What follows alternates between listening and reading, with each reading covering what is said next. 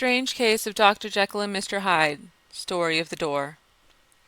Mr. Utterson the lawyer was a man of a rugged countenance that was never lighted by a smile, cold, scanty, and embarrassed in discourse, backward in sentiment, lean, long, dusty, dreary, and yet somehow lovable. At friendly meetings, and when the wine was to his taste, something eminently human beaconed from his eye, something indeed which never found its way into his talk, but which spoke not only in the silent symbols of the after-dinner face, but more often and loudly in the acts of his life. He was austere with himself, drank gin when he was alone, to mortify a taste for vintages, and though he enjoyed the theatre, had not crossed the doors of one for 20 years. But he had approved tolerance for others, sometimes wondering almost with envy at the high pressure of spirits involved in their misdeeds, and in any extremity inclined to help rather than to reprove. I inclined to Cain's heresy. He used to say quaintly, I let my brother go to the devil in his own way. In this character it was frequently his fortune to be the last reputable acquaintance and the last good influence in the lives of down-going men.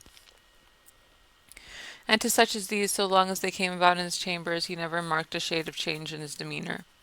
No doubt the feat was easy to Mr. Utterson, for he was undemonstrative at the best, and even his friendship seemed to be founded in a similar catholicity of good nature. It is the mark of a modest man to accept his friendly circle ready made from the hands of opportunity, and that was the lawyer's way. His friends were those of his own blood, or those whom he had known the longest. His affections, like ivy, were the growth of time. They implied no aptness in the object. Hence, no doubt, the bond that united him to Mr. Richard Enfield, his distant kinsman, the well-known man about town. It was a nut to crack for many, what these two could see in each other, or what subject they could find in common. It was reported by those who encountered them in their Sunday walks that they said nothing, looked singularly dull, and would hail with obvious relief the appearance of a friend. For all that the two men put the greatest store by these excursions, counted them the chief jewel of each week, and not only set aside occasions of pleasure, but even resisted the calls of business, that they might enjoy them uninterrupted. It chanced on one of these rambles that their way led them down a by-street in a busy quarter of London. The street was small and what is called quiet, but it drove a thriving trade on the weekdays. The inhabitants were all doing well, it seemed, and all emulously hoping to do better still, and laying out the surplus of their gains in coquetry, so that the shop fronts stood along that thoroughfare with an air of invitation, like rows of smiling saleswomen. Even on Sunday, when it veiled its more florid charms and lay comparatively empty of passage, the street shone out in contrast to its dingy neighborhood like a fire in a forest, and with its freshly painted shutters, well-polished brasses, and general cleanliness and gaiety of note, instantly caught and pleased the eye of the passenger. 2 doors from one corner, on the left hand going east, the line was broken by the entry of a court, and just at that point a certain sinister block of building thrust forward its gable on the street. It was 2 stories high, showed no window, nothing but a door on the lower story, and a blind forehead of discoloured wall on the upper, and bore in every feature the marks of prolonged and sordid negligence. The door, which was equipped with neither bell nor knocker, was blistered and disdained. Tramps slouched into the recess and struck matches on the panels. Children kept shop upon the steps. The schoolboy had tried his knife on the mouldings, and for close on a generation no one had appeared to drive away these random visitors or to repair their ravages. Mr. Enfield and the lawyer were on the other side of the by-street, but when they came abreast of the entry, the former lifted up his cane and pointed. "Did you ever remark that door?" he asked, and when his companion had replied in the affirmative, "It's connected in my mind," added he, with a very odd story. "Indeed," said Mr. Utterson, with a slight change of voice, "and what was that?" "Well, it was this way," returned Mr. Enfield. "I was coming home from some place at the end of the world about 3 o'clock of a black winter morning, and my way led through a part of town where there was literally nothing to be seen but lamps. Street after street, and all the folks asleep. Street after street, all lighted up as if for a procession, and all as empty as a church, till at last I got into that state of mind when a man listens and begins to long for the sight of a policeman. All at once I saw 2 figures, one little man who was stumping along eastward a good walk, and the other girl of maybe 8 or 10 who was running as hard as she was able to cross the street. Down across street. Well, sir, the two ran into one another naturally enough at the corner, and then came the horrible part of the thing, for the man trampled calmly over the child's body and left her screaming on the ground. It sounds nothing to hear, but it was hellish to see. It wasn't like a man, it was like some damned juggernaut. I gave a view hallo, took to my heels, collared my gentleman, and brought him back to where there was already quite a group about the screaming child. He was perfectly cool and made no resistance, but gave me one look, so ugly that it brought out the sweat on me like running. The people who had turned out were the girl's own family, and pretty soon the doctor, for whom she had been sent, put it in his appearance. Well, the child was not much the worse, more frightened according to the sawbones, and there you might have supposed would be the end to it. But there was one curious circumstance. I had taken the loathing to my gentleman at first sight. So had the child's family, which was only natural, but the doctor's case was what struck me. He was the usual cut and dry apothecary of no particular age and colour, with a strong Edinburgh accent and about as emotional as a bagpipe.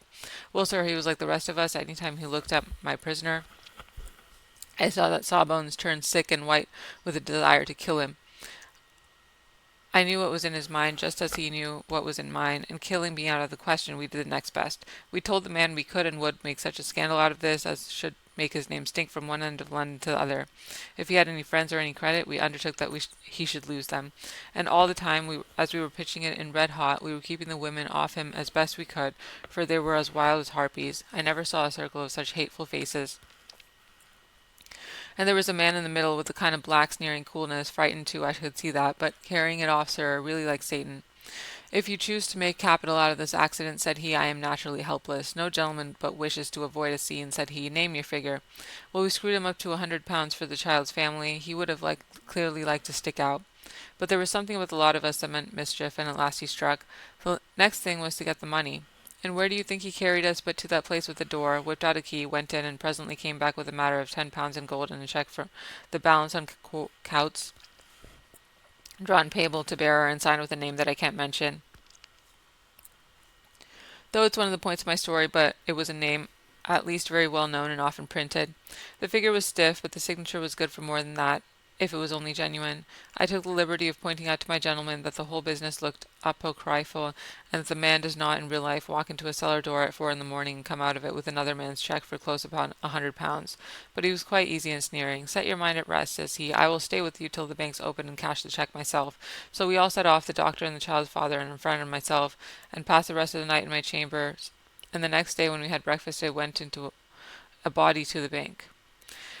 I gave the cheque myself, and said that I have every reason to believe it was a forgery. Not a bit of it. The cheque was genuine. Tut, tut, said Mr. Utterson. I see you feel as I do, said Mr. Enfield. Yes, it's a bad story, for my man was a fellow that nobody could have to do with, a really damnable man, and the person that drew the cheque is the very pink of the proprieties, celebrated too, and, what makes it worse, one of your fellows who do what they call good.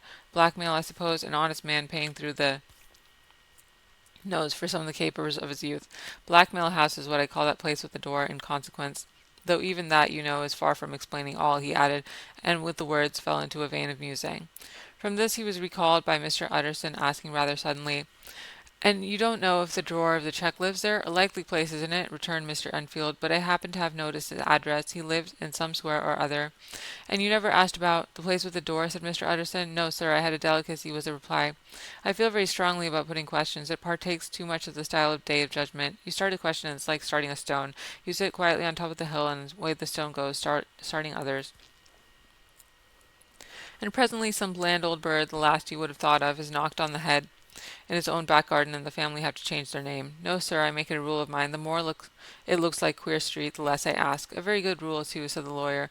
But I had studied the place for myself, continued Mr. Enfield. It seems scarcely a house. There's no other door, and nobody goes in or out of that one, but once in a great while the gentleman of my adventure. There are 3 windows looking on the court of the first floor, none below. The windows are always shut, but they're clean. And then there is a chimney which is generally smoking, so somebody must live there, and yet it's not so sure, for the buildings are packed together about that court that it's hard to say where one ends and another begins. The pair walked on again for a while in silence, and then "Enfield," said Mr. Utterson, "that's a good rule of yours." "Yes, I think it is," returned Enfield. "But for all that," continued the lawyer, "there's one point I want to ask. I want to ask the name of that man who walked over the child." "Well," said Mr. Enfield, "I can't see what harm it would do. It was a man of the name of Hyde." Said Mr. Utterson. "What sort of a man is he to see?"